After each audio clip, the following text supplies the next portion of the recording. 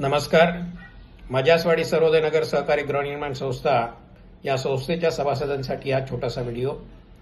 आपल्याला माहित आहे की आपल्या काही सभासदांनी ज्यांच्यावरती 95A अंतर्गत म्हाडाने कारवाई केली होती त्यांनी सन 2021 मध्ये माननीय उच्च न्यायालयामध्ये रीट याचिका दाखल केली होती.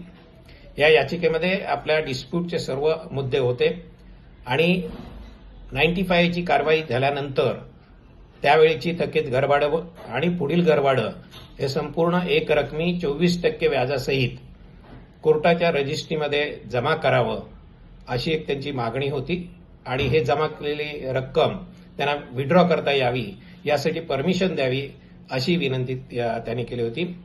याच याचिकेमध्ये आपण आणखी अनेक सदस्यांनी इंटरव्ह्यू केलं होतं आणि त्यावेळी या पुनर्विकास प्रक्रियेमध्ये ज्या काही चुका झालेल्या आहेत, चुकीच्या पद्धतीने हा पुनर्विकास प्रकल्प चाललेला आहे, या बाबतीमध्ये सर्व गोष्टी त्या इंटरव्हेन्शन याचिकेमध्ये आम्ही मांडल्या होत्या आणि याच्यावरती 10 नोव्हेंबर 2025ला माननीय उच्च न्यायालयामध्ये सुनावणी झाली.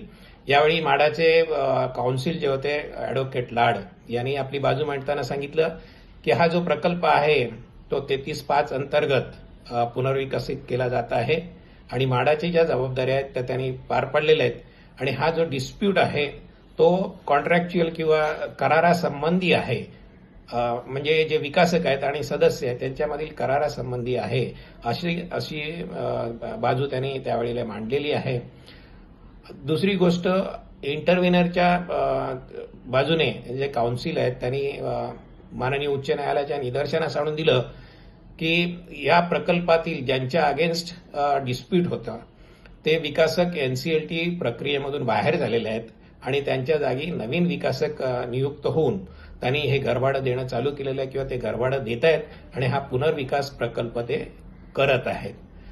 आपल्यासाठी महत्वाची गोष्ट म्हणजे माननीय हायकोर्टामध्ये आपल्या पुनर्विकासासंबंधी ज्या काही गोष्टी घडलेल्या आहेत आणि त्या अनुषंगाने नवीन विकासक यांची नेमणूक झालेली आहे याची नोंद घेण्यात आलेली आहे आणि याच आधारावरती ही याचिका निकालात काढलेली आहे. हे आपल्यासाठी खूप महत्वाची गोष्ट आहे आणि ही महत्वाची गोष्ट आपल्यापर्यंत पोहोचावी म्हणून हा छोटासा व्हिडिओ मी बनवलेला आहे आणि आता या व्हिडिओसोबतच माननीय उच्च न्यायालयाची जी ऑर्डर आहे, जो आदेश आहे, तो सुद्धा मी आपल्यासोबत शेअर करतोय. धन्यवाद.